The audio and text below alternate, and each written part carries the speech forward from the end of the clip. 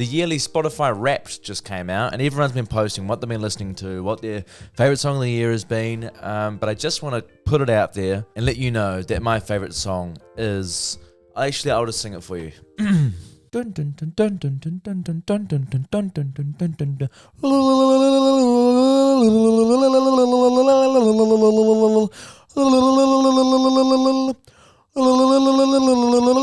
That's all you're getting, okay? Jeepers. You have to pay if you want any more than that. But no, that is the White Lotus theme song, and today we're going to be talking about the White Lotus introduction, which has the theme song in it. We're going to talk about season 2 as well, but I want to break down their opening credits and look at every shot because I've done a bit of researching, a bit of looking for myself, and then reading through, some articles. And did you realize in the opening credits that when the actor's name is on screen, it's next to some painting or some situation happening? And so we're going to break down every actor's name and every situation they're in and what it symbolizes. Obviously, there's going to be heavy spoilers ahead, so if you haven't seen the show yet, get out of here. But if you like spoilers, do not move, because I am going to unpack this for you. Let's go. The first name to pop up on our screen is F. Murray Abraham. He plays the granddad in the show, which is probably one of my favorite characters. He has a great arc. He starts off as quite a creepy, well, not creepy, he's just an old man. He just says shit that you shouldn't say. But you end up falling in love with him and feeling sorry for him and everything. But he's one of my favorite characters. So this painting is saying that his character plays a man who ruined lives by not noticing that his wife is aware of his infidelity. The granddad son in the show has a bit of a, sex addiction. That's what he calls it, but that's a nice way of saying, oh, I like sleeping with lots of women and, cheating on my wife. So the granddad gives him a bit of slack about it, but then he's just like, well, granddad, you did the same thing. And he's like, yeah, when mum died, she was so sad. She knew you were cheating. And he's like, no, I'm sly. Like, she never noticed me cheating.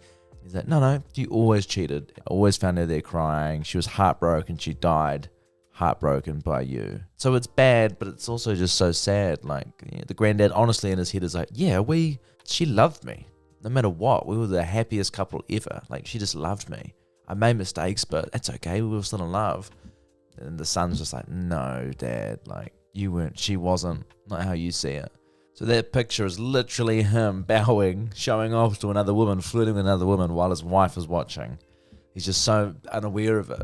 So it's really sad. And by the way, watching the opening credits for the episodes, I knew the photos meant something, because they get more and more like vulgar as it goes on. But I didn't click it had to do with the names as well. Until the last episode, I was watching it with my friend and we were breaking it down. We're like, oh my gosh, would you look at that? So yes, anyway, that's old granddad's story. Next picture. So the next name that pops up is Jennifer Coolidge, who plays Tanya. She was originally in the first season. She went to this White Lotus resort to get rid of her mother's ashes. Well, not get rid of, but bleach them off. And the director loved her so much, he was like, well, why don't we just bring her into the second season? Wouldn't that be fun? And so she's the only reoccurring cast member in the show until the end of the season. Spoiler alert, spoiler alert, spoiler alert. She dies at the end of the season. And it's pretty sad. It's pretty sad, but such a great story arc she has. And so what we read in the painting behind her name is, Jennifer Coolidge's Tanya is trapped in her own tower of wealth, accompanied by only the people she keeps as pet on a gilded chain. There you go. Because she struggles a lot during the show. Like, her husband comes to the resort with her and she thinks her husband's cheating on her this whole time. But it turns out that he's completely screwing her over and trying to kill her so he can get the money. Get the prenup. But the monkey on the golden chain character would be like her assistant, who she makes come to the resort and stay there and to stay in her room. She goes, don't leave your room, just please stay there. I just need you all the time. Like, she's so sad and, wealthy, doesn't really know what to do with the money, doesn't really know what she's doing. She just has an assistant. She's just rich. She hasn't got a business or anything. But, she kind of drags people around not in a nice way, but she doesn't know what to do. She's so rich, she's so wealthy, she's so lonely that she's like, oh, just come along with me, please. Just, stay in your room. You can't be seen in front of my high span. Anyway, that's Jennifer Coolidge. And obviously, probably the best character in the whole show. So good that she won an Emmy for it for season 1. She's incredible. Sad to see her go. The next name that pops up is Adam DeMarco, who plays Albie in this series. So Albie is the son to Dominic and Dominic's dad is the granddad, Bert. So it's 3 boys together. So the 3 boys are going on vacation together to try and track down their family heritage. They found out that they got blood over in Sicily, and so they've gone over. They got clearly wealthy as well. They've gone over to try and find the family and for a bit of a holiday. Dominic just got caught out for cheating on his wife, so Albie's kind of there going, well, Dad, you cheated on Mum. I'm pretty cut and sad at you. You know, they're trying to all be close and be together, these 3 guys. But they're 3 guys in Sicily who are all blood related and cheating. So it's a bit of a shit show with these 3. And Albie, I thought the whole time was like the killer at the end, because it teases the killing at the very beginning of the show. And I thought Albie must just snap. He's quite, I don't know, he's bizarre in a way. He just tries so hard to be wanted. I think it's clearly because of his dad and his granddad have, made him who he is today. I think he's really insecure. He's trying so hard to get with Jennifer Coolidge's assistant, and he gets jealous, so he gets with a sex worker. But anyway, his painting symbolizes Albie is a romantic who thinks he's providing something to a woman by blessing them with his presence. So Albie's just like, hey, look at me, man. He's not cocky, he's not showy-offy, but he's just like, yeah, like if I talk to you, like, and I'm hot, we'll get together, right? Like, let's just get together. Like, that's what I mean by he's kind of creepy. He's just really falls for people, really gets into people, really starts to like people. He's obviously got attachment issues. So that's our boy Albie, who ends up getting completely ripped off by the sex worker in the show, which is fantastic. It's probably my favourite plotline. Megan Faye plays Daphne in this series, and she is the wife to Theo James, who is the arsehole of the series. She's obviously very rich and tries to act a bit woke, but it's quite racist and stuff at the same time, you know what I mean? Very privileged, very privileged. But you're kind of like, oh no, I see there's good deep down in you. You find it hard to relate to people, I guess, who are scumbags to you. No, but she's nice, like she means well. Because Theo James, her husband in it, is just so, he's a douchebag. Cheats on her, all that kind of stuff, and she knows it. She knows that he cheats on him. She talks to Aubrey Plaza about it. And she's like, yeah, of course I know, like, he cheats on me. Like, she doesn't say that word for word, but she knows. And then she's like, yeah, like I see this personal trainer all the time. He's got red hair. And she's like, oh, I'll show you a photo of him. It's a photo, and the kid's got red hair, and she says the personal trainer's got red hair. She shows a photo, and Aubrey Plaza's like, oh, that's your kid. She goes, oh, sorry. Which she's subtly trying to say. She did it on purpose to be like, oh yeah, my personal trainer's got red hair and he's beautiful. Oh, here's a photo of him that shows the kid with red hair. She goes, oops, sorry. But she's saying like, yeah, I know he cheats on me. That's whatever. 2 can play at that game. His son's literally 2. That's not even his son. Evil, so evil, but I love her. She's really good in the series. She's really good. Megan Faye is literal. Mum with 2 kids, but also just relying on her good nature. So it's kind of all that. Like, she's a good person. She seems like a very standard, rich, white woman. You know what I mean? That kind of formula, but is more deep down. But she's a good person at heart. Beatrice Grano. Mia is one of the sex workers in the show with another girl called Lucia. Well, they're kind of best friends, but Lucia wants to get with the dad, Dominic. Well, he pays her because she's into like sex work and stuff, but Mia isn't really. She's like, oh, I don't want to get into it. And she's like, come on, like, just come. It's fun. We get so much money. Like, that's their drive, is to always get money throughout the whole show. Lucia goes on a journey at the beginning. She's really, really into it. And the money, then by the end, she's like, oh, I don't know about this. This feels wrong. And because she meets Albie, and that's a whole other thing. But then Mia starts off going, nah, that's not my thing. Then by the end, she's like, oh my God, I can't stop. I pretty much want to fuck everybody and be rich and be a famous singer. That's like literally, she'll do anything. She's got a pretty good character arc. I mean, she becomes pretty annoying, but it's not bad. But that's Mia. And her painting symbolizes Mia as the Sphinx, the baby onlooker who represents desire. Yeah, see, like, it's literally the statue is her looking over everybody going, all right, like, I want sex, I want money, I now want people all to desire me. Like, there's this guy who plays at the restaurant every night on piano, and at the beginning of the series, he flirts with her, and she's like, oh, you creep, like, whatever, but as she, gets into that desiring, I want to get money, I want to do this as a job kind of thing, she goes to the piano guy and it's like, hey, I really want to fuck you because I want to be a famous singer. Let's do it, kind of thing. But she tries so hard for it.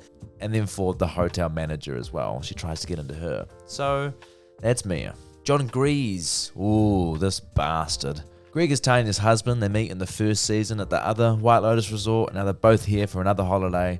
But he's just an asshole the whole time, man. You think the whole time that he's cheating on her on the phone all the time, he's always talking to somebody. Tanya thinks Greg's cheating on her, and he's like, I've got to go for 2 days and I'll be right back. Okay, that's all. I'll be gone for 2 days and I'll come back. She goes, where are you going? And then she sneaks in and hears him on the phone going like, yeah, she's so dumb, she has no idea, blah, blah, blah. And she's like freaking out, and then she's really sad. Then he leaves, and Tanya meets these like gay guys who own this like villa thing on the island, and they kind of lure her in and go like, oh my god, come hang out with us, come be a queen, like come live the rich style in Italy. And there's one main gay guy in the group, and it turns out Greg and that gay guy actually are in a relationship. I think it's a relationship, or they're best friends, because Tanya's in the villa over there at one point in the gay guy's room and sees a photo of Greg and him when they were younger. And so Greg was on the phone to this gay guy going, hey, I'm going to leave for a couple of days, get her to the villa and kill her off. Once she dies, I'll inherit all the money, we can share it, we can all have her money. So that's the plan. But in the end episode, Tanya kind of figures it all out, and she just shoots up all the gay guys on this yacht, just shoots all of them, and then she slips off and kills herself. And we don't hear anything about Greg, but that's how that happens. But Greg's an asshole. He's such a dick, and he treats her like shit throughout the whole series. This is Greg, who is an ass taking everyone for a ride. Yeah, see? That makes sense, doesn't it? Taking everyone for a ride, in the real world, taking Tanya for a ride and all the gay guys, but also just fucking taking us for a ride, What an ass. That's great. That's a great little metaphor painting there. Tom Hollander. So yes, this is the gay guy I was just talking about, who Greg knows from back in the day, and their best friend's trying to kill Tanya and lures her onto the island. So we've just talked about him. But his painting symbolizes Quentin is the dramatic guy in love with another man and aching whimsically for beauty. So the man he's in love with is old Greg, Tanya's husband. But there's also a guy in this who plays his nephew. Everyone thinks it's his nephew, and he fucks him. But he's just like a young guy they just bring on trips, and he just like fucks him. So yeah, these two, Greg and this guy. I mean, Tom Hollander, Quentin, he does an amazing job. He's very sus the whole time, and you kind of go, oh, something's up with him. But he's a really good actor. He's a really good job.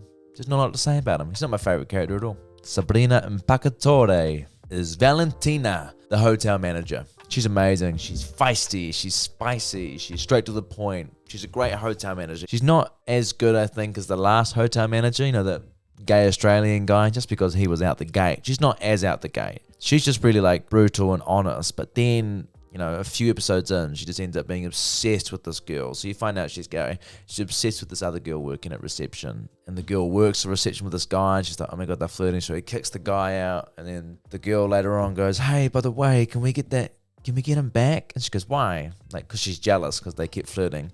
She goes, oh, because he just proposed to me. We're married. Like, he's kind of my fiance. Can we work together? And Valentina has no idea. She's heartbroken. And a big part of her storyline is these sex worker girls. The sex worker girls fuck like every guy at this hotel in the main cast. Crazy from the guys, I'm saying. The girls, you go for it. Like, good on you. Bang. But these guys, bad eggs, man. Bad eggs. Yeah, so the girls are always at the hotel. And Valentina is always trying to kick them out, going, you girls need to get the fuck out of here. Get out. Like, we're not having this at my hotel. And then by the end, Mia, the girl who's, seeking desire from people who she wants to impress or wants to get on their sides, she flirts with Valentina. Then they end up getting together. So, I don't think it's bad. I kind of rated it. I was like, good on you two. Opposites attract. This painting is saying that she plays the sapphic, which means relating to sexual attraction or activity between women. Michael Imperioli plays Dominic Di Grasso in this series, which I've said before is the dad of Albie and the son of the granddad. So yeah, I've kind of already touched on it, but his whole storyline is, yeah, he cheated on his wife. He's got a sex addiction. He loves having sex with people, gets a lot of girls, ends up in the series actually, because he gets with the two sex workers, and then he's like, guys, you gotta stop seeing me around the hotel. My son's here. Like, my son can't find out about this. And then the son doesn't find out, but the son ends up sleeping with one of them and like kind of falling in love with one of them. And the dad's just like, what the fuck? Like, God, what have I done? Now my son's paying for a sex worker, and it's the girl that I've been getting with for ages. Like, shit. But I love him. He opens up a lot towards the last couple episodes, and there's some great monologues in there and gets really sad and vulnerable and emotional. I love him. He's amazing. He's from The Sopranos. Big fan. Like, he's incredible. In his painting means Dominic gets to be a gif. His wife just openly rejecting his stupid overtures of literal jewellery. Leo Woodall. He plays Jack. So Jack is this guy in the gay guys group led by Quentin. And everyone thinks, well, Quentin tells everyone, oh, this is Jack, my nephew. He just comes and, hangs out with us or whatever. And they're like, oh, cool. And Portia, the Jennifer Coolidge's assistant's really kind of into him, going, oh, and he's really flirted with her. And they end up hooking up and stuff. But honestly, since like the first episode he popped up in, I was like, man, this guy is sus. He's definitely fucking his uncle. Has to be. And then like the second to last episode, Jennifer Coolidge walks in on Jack fucking his uncle. Oh, it's so like, fuck, it's shocking. But I was like, yes, I knew it. Like, it's too good to be true. He's this young, fit, handsome man. Everyone's like, oh, it's my nephew. It's like, bruh, you're obviously fucking him. So he's not his nephew. He's just a guy that Quentin pays to come and hang out and fuck him because he's rich. He's like, I'll pay you heaps of money if you just, hang around and fuck me. You can go and date and be with whoever you want, but, fulfill my needs. That's kind of all Jack is, to be honest. The gay sex worker beneath the crumbling villa. Yeah, there you go. Simona Tabasco plays Lucia. Lucia is the other sex worker who, at the beginning, is really keen to get with everybody and get the money and do the sex and do all the work. And then towards the end, while she starts seeing Albie, she's like shocked. She's like, oh my God, Albie's just so nice. Like, maybe this isn't for me. Maybe I'm not into this stuff. And Mia's like, yes, you are. That's what we're doing. But the thing with her, she has this whole storyline about there's this bad man. I can't remember his name, but like, just this bad guy that she owes heaps of money to, like $50,000. Yeah, she's always like, oh, watch out for that guy, blah, blah, and tells Albie about it. And then they're like driving, and then the guy's like following the car, and then she gets out. She says to Albie and the granddad and the dad, sorry guys, I just need to go talk to him, okay? And they're like, you're not going to talk to him? He's like, I need to go talk to him. And she gets out and talks to him, then he like takes her away, and they're like, stop, and she's like, no, just let him, like, he's abducting her, and they think he's like such a villain. And so Albie's like, and the dad are like, well, we'll get her the $50,000, we'll give it to him, like, they need it so she can be free. Give it to him. The very last shot of the series is Lucia walking down the streets with Mia, and then the bad guy who abducted her is just like a doorman outside a hotel, and like he gives her a hug and they're like, oh hi. So she's just done the biggest con of all time and just robbed them of $50,000. So they've been so dumb, so keen to have sex with her, paying her so much money, and she's playing the whole card like, there's this bad man who's after me, owes $50,000, and they end up believing her. Like, she flirts so much they kind of start falling in love with her. And then they give $50 and then they all leave because their week of holiday's over. And she's like, I've got $50,000. So I love her. She's smart, man. And she's amazing in it. She's incredible. She's a great actress. Her painting means Lucia, the kitty hunting the innocent bird. Extremely sensual. Yeah, she is, man. She's hunting for prey and she's getting the rewards. Will Sharp plays the character of Ethan. So Ethan is Aubrey Plaza's partner in this series. So it's Harper, Ethan, Cameron, and Daphne. It's like these two young couples, and Ethan and Theo James are like best friends. And so they're like, we're going to Sicily to have a holiday with you ladies. And Ethan's just a guy who just gets walked over by everyone, to be honest, but he also deserves it at the same time. Like, Theo James is just such an arsehole in the show. Like, he always just gets what he wants. Like, he can just put anyone under his spell, And he has to Ethan. Like, he just walks all over him, just like dumbs him down. And Aubrey Plaza's like, why are we here? Like, why are we friends with him? Like, why are you friends with him? And he's like, just be nice. Like, he's chill, blah, blah, blah. Like, that's how he talks. Ethan is like, yeah, just whatever. Yeah, Ethan's just Ethan, man. Like, not much to say about him. Yeah, and he just treats Aubrey Plaza like shit. That's what he does. Just treats her like shit the whole time and sucks up to Theo. And then she tries to get back at him and like, be like, well, you should be jealous of me, and tries to make him jealous. And he loses his shit and goes all aggro. He's an annoying character. He just does. Let's quickly read what his painting's about, then move on. Ethan has an abundance but still can't exactly look women in the eye or know what to do with his riches. Exactly. He's just a bit of a pussy. Like, he just is. Like, Hayley Lou Richardson. Portia. She's the assistant of Jennifer Coolidge. I'm mixed about her. She's okay. So Jennifer Coolidge obviously is like, you need to come to the hotel, but you can't be seen by Greg because Greg doesn't think you're here. Like, I'm so crazy. I need to bring an assistant on holiday, but I don't want my husband to find out, And she kind of just follows her around. She hates her job. She always complains about her job, just how shit it is. And she's just such like a, what would you call it? Like a LA kind of girl. Just wears the most awful outfits, terrible outfits in the show. But it's representing that she's just like a lost sheep. She doesn't know what she's doing with her life. She's just helping out this rich lady with being rich, traveling everywhere, trying all these different fashion things that never work. Ends up hooking up with a Jack guy, and then Jack pretty much says, yeah, I fucked my uncle, and she's shocked. And yeah, she's just a lost little lamb. And her painting means, lost lamb. Literally a lost lamb. There you go. She's a lost lamb. Aubrey Plaza plays Harper. Now, Aubrey Plaza, I've only really seen her in Parks and Rec, and she's great at that. But I always thought she played this monotone character and doesn't do much. But she's so much range, man. She's amazing in this series. So she's Ethan's partner. Aubrey Plaza is the high-achieving bird who is perfectly content dragging others down, i.e. her desire to bond with Ethan over shit talking. Yeah, she just doesn't take any shit. That's kind of what she's like. Theo James is such a dick to Ethan and her, and she's just like, wow, fuck that. Call him out for it kind of thing. And then Theo's creepy to her, gets undressed in front of her and feels her leg, and she just goes and tells Ethan about it, going, he got his dick out in front of me the other day. She's very honest. I love that about her though. She's so honest. She's so upfront. She's I think she's almost the most real out of everyone on the show. She's very authentic. This is what, it's what most people are like in the real world. Decent, good people. Very honest, very upfront. Want to be friends and want to like who they want to like. And if you're a dickhead, she'll call you out for being a dickhead. And I love those kind of people. So Aubrey Plaza, she's amazing in this. She's one of my favorite characters. And finally, our last character in the title sequence is Theo James. I'm going to go to the painting here. So the painting's a dog pissing on a statue. And it's pretty much saying this is how the audience is supposed to feel about Theo James. And also how Theo James treats everything around him. So fucking true. Literally just pissing over everyone, walking over everyone, just trying to get whatever he wants.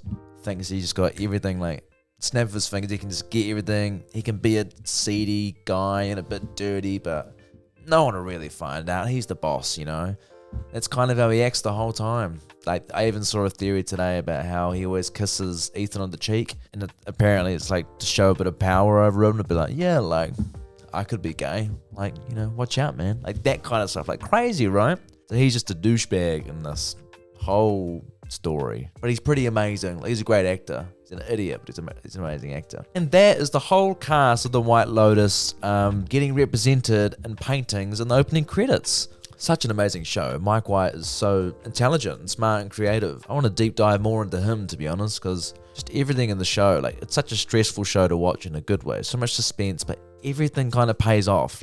Everything's there for a reason. And this is what I say to everyone. Everyone's like, it's a good show, right? And it's I think the proof for me that it's a good show is that majority of the show is this cast sitting around tables having conversations, and you are so hooked. It's obviously a show and scripted, but it's so real at the same time. You just understand everyone has their flaws. Everyone has their flaws, especially in the show. Everyone's got humongous flaws. It's so good to watch just people being people. That's why we like reality TV so much. We enjoy watching that stuff. We enjoy seeing people just be themselves. And obviously it's a heightened acted version in this, but this is the people. They're real, they're authentic, and they're ugly on the inside, as we all kind of are in certain ways. We've all got our flaws. But overall, I loved the second season more than the first. I loved the cast more. They're both great seasons, don't get me wrong. They're not dramatically better than the other. But season 2 was just a bit more, mystery and stakes and Sicily. Beautiful. Anyway, thank you so much for watching the video. Feel free to subscribe to the channel, like the video if you want, and let me know in the comments below what you thought of the season, or let me know how you like the music to the opening soundtrack, because it slaps. Alright, I'll talk to you soon. Thank you for watching.